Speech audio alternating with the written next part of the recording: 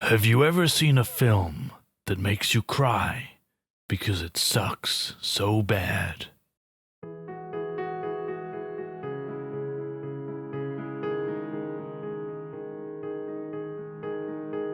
In December 2012, a film was released that would go on to break box office records for the highest grossing musical film, and it would score an innuendous 69% on Rotten Tomatoes. A tale of friendship, a tale of love, a tale of hope, a tale of loss. That film was Les Miserables. Or in the English translation, The Sad People.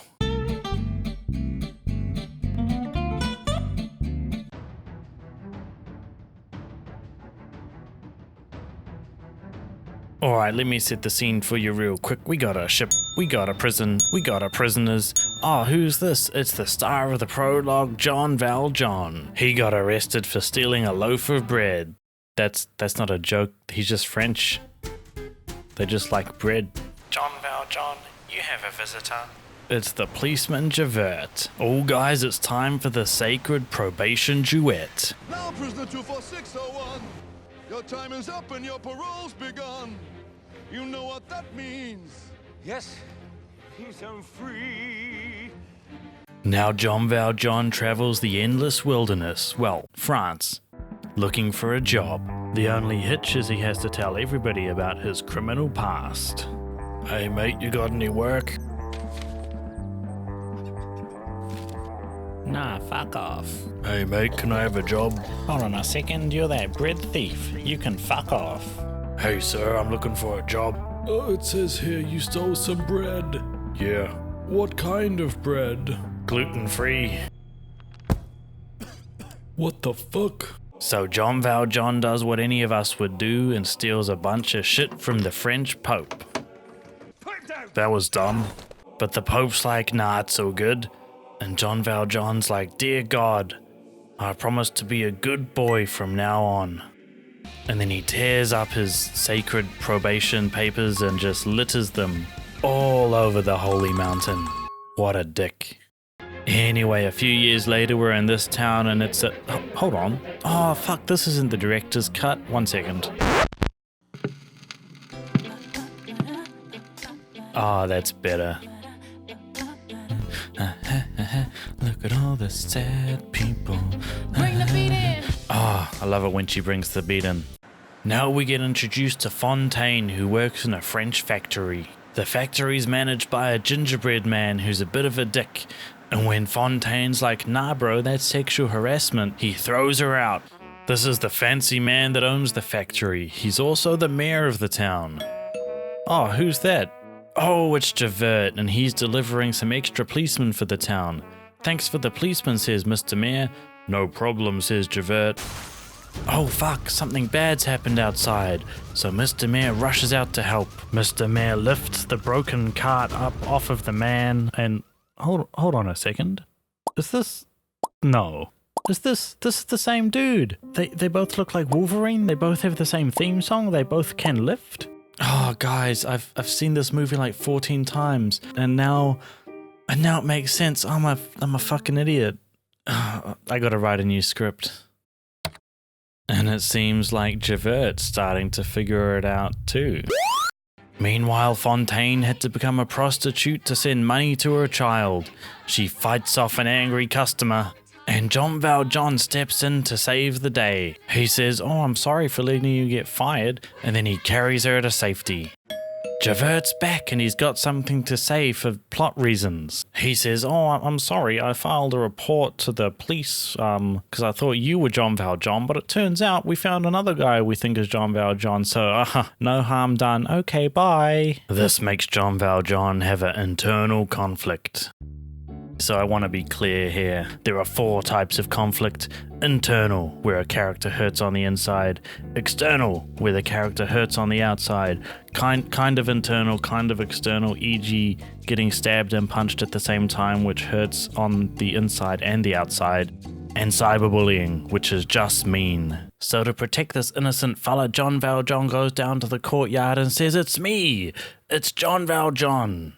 Let this man go free and arrest me. But first, let me go and see this lady in hospital." I really think he should have planned his day a bit better. So he runs off to see Fontaine and he says, "I'll look after your child." And then Javert arrives and says, "It's me, it's Javert, the policeman from before. I'm a policeman and I'm friends with God and you've been a naughty boy." John Valjean says, "Fuck off." And then he does just the coolest flip into a river. Meanwhile, Cosette's living with this chick and this dude. John Valjean comes over and says, "Hey, can I buy this kid?" And they say, "Yep." And then they go on the run from the police, which is just the best environment to raise a child in. Meanwhile, Javert's feeling a bit sad. As a policeman, he doesn't fit in with the rest of society, and now he's chasing his best friend John Valjean. He also can't do cool flips into a river, which would make anybody sad. In one of the most touching scenes of the movie, he expresses himself in the only way he knows how. And up there, living in the sun, give me one day out there. All I ask is one, to hold forever.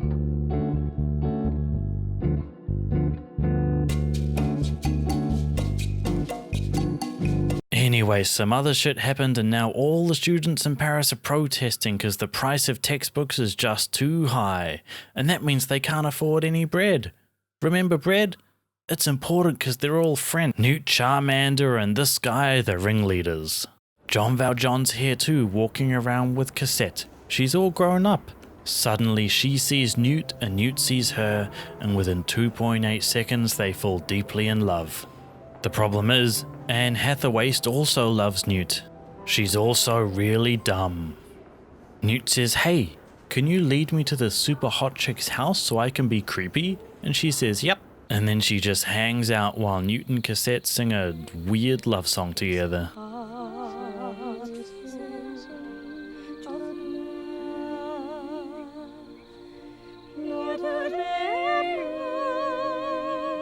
John Valjean's listening too, and he's like, "Haha, that's fucking weird." And he takes Cosette into hiding.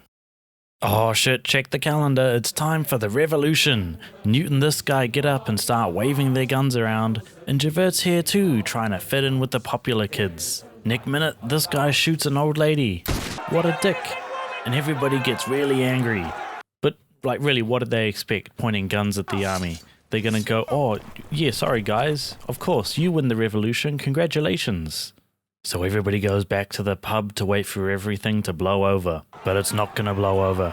The government's pissed, the soldiers are pissed, and they're looking for revenge. So to try and make peace, the revolutionaries put on a garage sale. Javert's still struggling with peer pressure, so he says, "Oh hey, I've got an old plate that you might be able to sell." And the revolutionaries are like, "Fuck yes." So he runs home to get it. But then he comes back and says, "Oh, Mum said I wasn't allowed." And this kid says, "That's a bunch of shit innit, governor." And then they all beat him up. Then the soldiers arrive. The revolutionaries say, "Hey, you want a chest of drawers?" The boss soldier says, "I've already got a chest of drawers." They say, "Hey, you want a bedside table?" "I've already got a bedside table." The boss soldier has a think and says, You got one of those plastic things that helps you fold fitted sheets?" "We've got one of those, right? Your mom's got one of those, right, John?" "Well, how the fuck does she fold her fitted sheets?" "She doesn't do it by hand, don't you bullshit me. You go to your mum's house and get that. Come on, she's got to have one." The revolutionaries go, "No, we don't. Why don't you just fold them by hand?"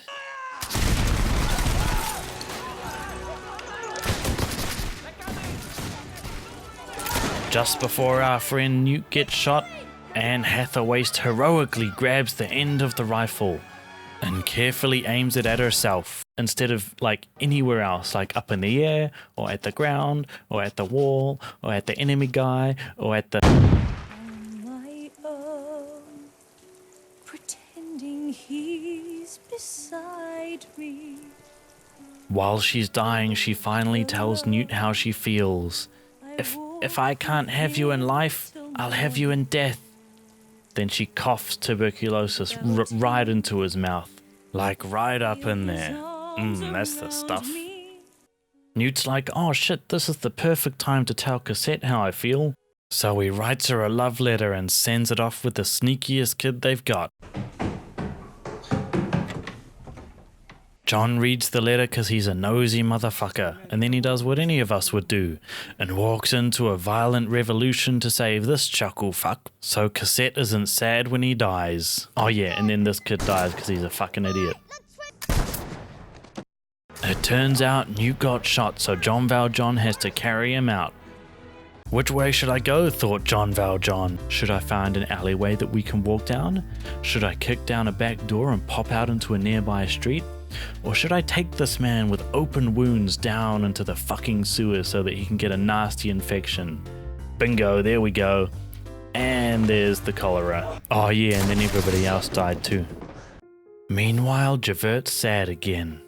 He's realized he's just not cool enough to hang out with John Valjean and the revolutionaries. He remembers John Valjean's flip, his beautiful, glorious flip into the river. Everybody liked that. So what if I do a jump? What if I do the biggest jump Paris has ever seen, with a triple flip and a graceful dive into the water? Then everybody would love me. I'd get parades, I'd be on stamps, and John Valjean would let me be his best friend.